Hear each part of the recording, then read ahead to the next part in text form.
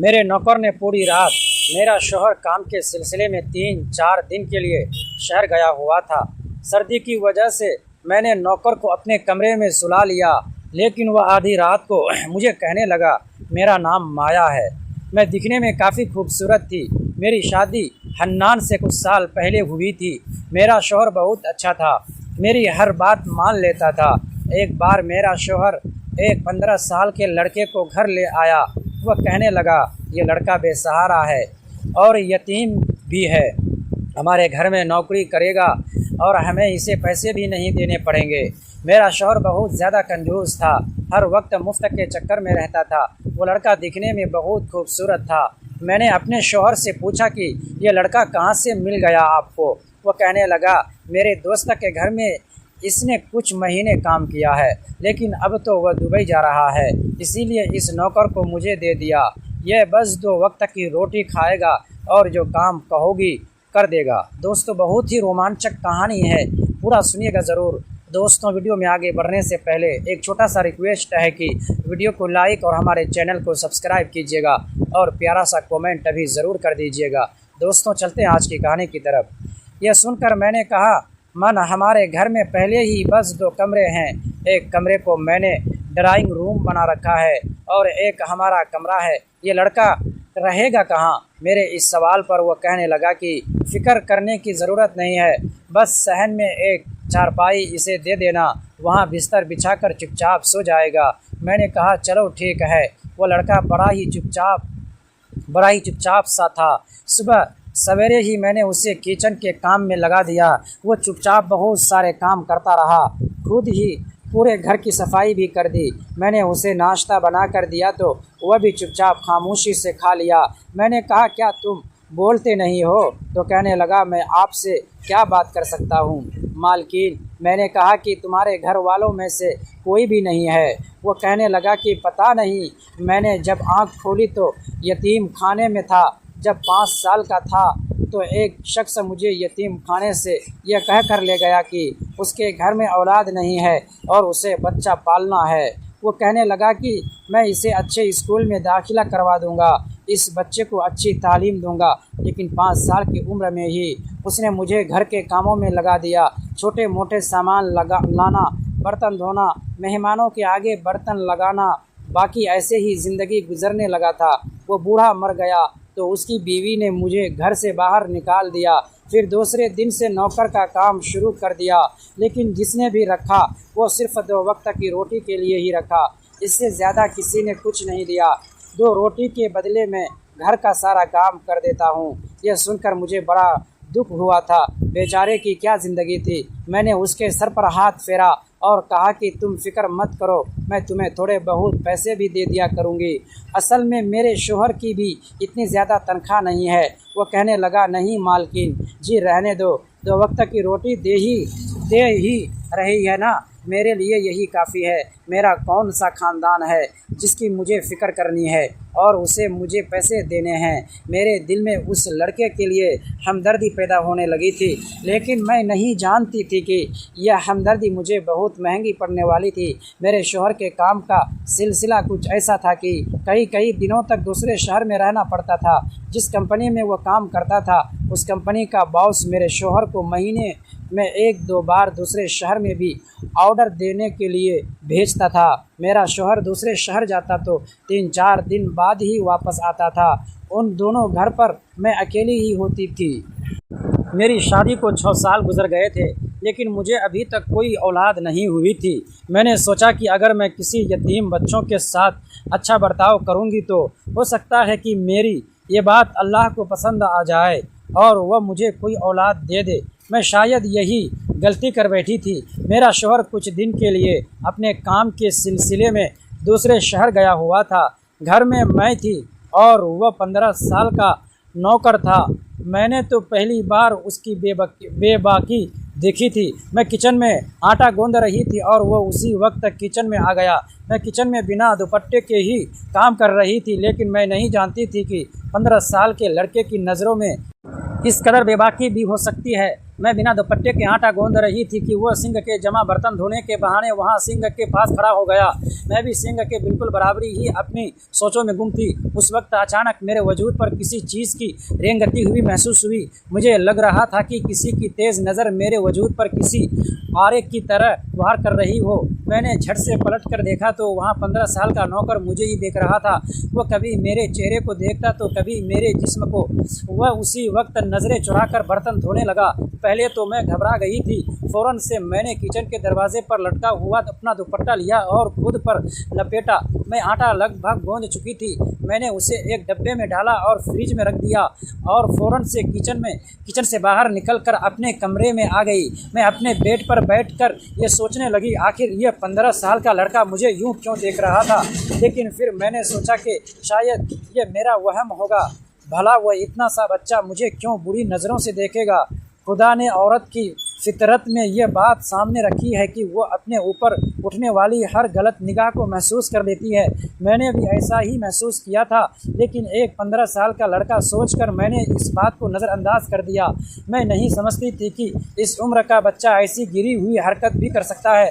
जिस तरह से उसने अपनी ज़िंदगी के किस्से सुनाए थे, मैं तो उससे हमदर्दी करने लगी थी। कुछ देर बाद मैं कमरे से बाहर निकल गई। मैंने देखा तो वह घर की सफाई कर रहा था। मैं सोफे पर बैठ गई और उसे देखने लगी। देखने में मुझे उसमें कोई भी बुराई नज़र नहीं आ रही थी। वो अपने काम से काम रखने वाला था। मैंने सोचा शायद मैंने उसके बारे में गलत अंदाज़ा लगाया है। उसके बाद रात का खाना खाने के बाद कहने लगा, मालकिन बाहर सर्दी बहुत हो गई है, अगर आपको बुरा ना लगे तो मैं कमरे में सो जाता हूँ। उसकी बात तो ठीक ही थी। सर्दी का मौसम शुरू हो चुका था और रात को सहन में ठंड महसूस होती थी। मैंने कहा, सोओगे? मेरा कमरा कोई फालतू का कमरा थोड़ी है। एक कमरा जिसे मैंने अपनी सिलाई के लिए महफूज रखा है। इसमें बहुत सामान बिखरा पड़ा हुआ है। कहीं सिलने वाले कपड़े हैं तो कहीं मशीन है और कमरा भी छोटा है। मेरी चीज़ को तुम इधर उधर करके लेट जाओगे और मैं फिर ढूंढती रहूँगी। वो कहने लगा, बुरा न मानिए, मैं आपके कमरे में सो जाता हूँ। यह सुनकर मैं चौंक गई थी। वो कहने लगा, मालकिन मैं ज़मीन पर बिस्तर बिछाकर सो जाऊँगा, लेकिन बाहर मुझे बहुत ज़्यादा ठंड लग रही है। मैंने अभी तक सर्दियों के कपड़े भी नहीं लिए हैं। मैंने उसे अपने कमरे में सोने की इजाज़त तो दे दी, लेकिन मैंने उसके चेहरे पर अजीब सी खुशी के आसार देखे थे, जैसे वो ये सुनकर बेतहाशा खुश हो गया हो। उसने फ़ौरन ही अपना बिस्तर उठाया और मेरे कमरे में ज़मीन पर बिछाकर लेट गया। मुझे अंधेरे में सोने की आदत थी। मैंने सोने से पहले कमरे की लाइट बंद कर दी। फिर मैं आहिस्ता आहिस्ता गहरी नींद में जाने लगी और कब मैं गहरी नींद में सो गई पता ही नहीं चला। सुबह जब मेरी आंख खुली तो मेरा सर बहुत भारी सा लग रहा था। शायद ज़रूरत से ज़्यादा सो गई थी। फिर मैंने घड़ी की तरफ देखा तो सुबह के 8 बज चुके थे। हालांकि मैं 8 बजे ही उठती थी, लेकिन मुझे यूँ लग रहा था जैसे मैं बहुत सो चुकी हूँ। मैं अभी उठकर बैठी ही थी कि मुझे वॉशरूम से पानी गिरने की आवाज़ सुनाई दे रही थी। मैंने जब बेड के नीचे देखा तो उस लड़के का बिस्तर नहीं था, यानी कि वह उठ चुका था और फिर वह मेरे ही वॉशरूम में घुसा हुआ था। वो कितना तेज़ लड़का था, बिना मेरी इजाज़त के मेरा वॉशरूम इस्तेमाल कर रहा था। मुझे ये बात अच्छी नहीं लगी कि वो मेरा वॉशरूम इस्तेमाल कर रहा है। मैंने सोचा कि जैसे ही वो बाहर आएगा उसे कह दूंगी कि आइंदा से मेरे कमरे का वॉशरूम इस्तेमाल न करें। जैसे ही वो वॉशरूम से बाहर आया तो वह नहा कर आया था। मुझे देखकर अजीब सी मुस्कुराहट उसके चेहरे पर सज गई। मुझे उस वक्त एहसास हुआ कि मेरे तो बाल खुले हुए हैं और बिखरे भी पड़े हैं। हालांकि जब मैं सोई थी तो मैंने अपने बालों को ऊनी से बांध लिया था। बहरहाल मैंने फ़ौरन से अपने बालों को लपेट कर जोड़ा बनाया। फिर जब मैं अपना दुपट्टा उठाने लगी, बेड की चादर को देखकर मेरे होश उड़ गए। बेड की चादर बुरी तरह से बिखरी हुई थी।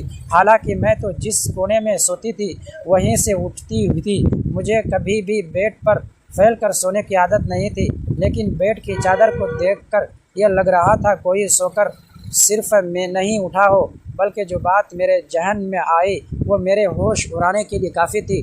वह लड़का फ़ौरन से अपना बिस्तर उठाकर कमरे से बाहर जाने लगा। मैंने कहा, मेरी बात सुनो। मुझे अब तक उसका नाम भी पता नहीं था। कहने लगा, जी मालकिन। मैंने कहा, रात को तुम कहाँ सोए थे? तो मेरे इस सवाल पर उसके चेहरे की रंगत उड़ गई। वो कहने लगा, मालकिन ज़मीन पर सोया था। क्या हुआ? मैंने कहा कि कुछ नहीं, जाओ। वो जाने लगा तो मैंने फिर से उसे पुकारा। मैंने कहा, बात सुनो लड़के। वो पलटकर मुझे देखने लगा। मैंने कहा कि आइंदा मेरा वॉशरूम इस्तेमाल मत करना। वो कहने लगा कि ठीक है, नहीं करूँगा। मैंने कहा, तुम्हारा नाम क्या है? वो कहने लगा कि आप जो भी रख लें, वैसे मुझे सब बाबू कहते हैं। उसका नाम सुनकर मुझे बड़ा अजीब लगा था। भला ये कोई नाम है? उसका यह नाम कैसा है? वो कहने लगा, पता नहीं, यतीम खाने वालों ने तो बाबू रखा था। सब बाबू बाबू कहकर पुकारते थे। इतना कहकर वो कमरे से चला गया। मैं बेड से उठी तो मेरी कमर में अजीब सा दर्द था। मेरी तबीयत में भी सुस्ती छाई हुई थी। मेरा दिल ही नहीं चाह रहा था कि मैं अपने बिस्तर से उठकर बाहर जाऊं। उसे चाय बनानी आती थी, इसीलिए मैंने कहा, बाबू। वो कहने लगा कि जी मालकिन। उसने फ़ौरन से मेरे कमरे का दरवाज़ा खोला था। मैंने कहा, मेरे लिए एक कप चाय बना दो। पता नहीं, आज मेरी तबीयत ठीक नहीं है।